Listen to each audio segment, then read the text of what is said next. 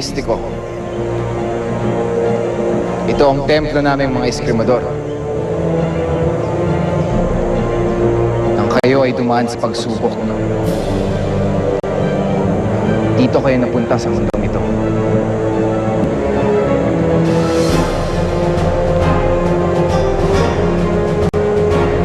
Dito mo nalagpasan ang takot mo at naging matapang, Haji. At dito mo rin nakalaban ang sarili mo.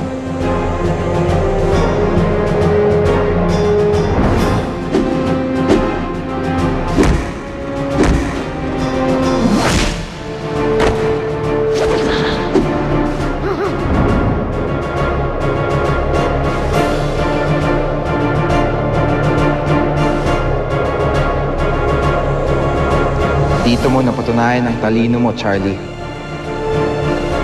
Nang sagutin mo ng tama ang lahat ng bugtong.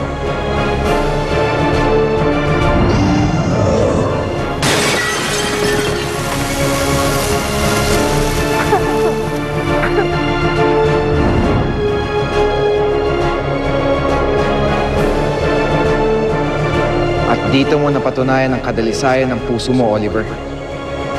Nang ito ang sundin mo at hindi ang iyong utak.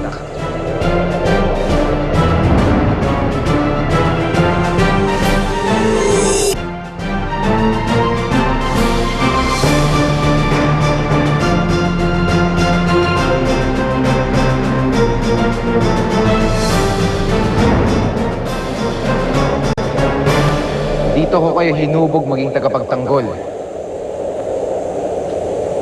Dito kayo naging mga batang panday.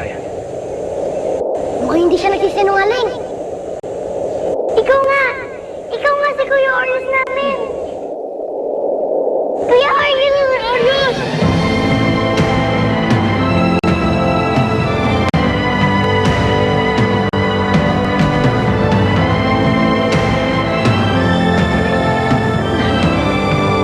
Teka, ano mangyayari yun? Di ba nga nakita natin siya naging abo? At saka, nagbago ang itsura ninyo! Nasira ni Lizardo ang katawan ko pero hindi ang kaluluwa ko. Kaya lumipat ang espiritu ko sa katawang ito. Dahil hindi pa tapos ang aking misyon. Ang gabayan kayo. Para tuluyang matalo nyo si Lizardo.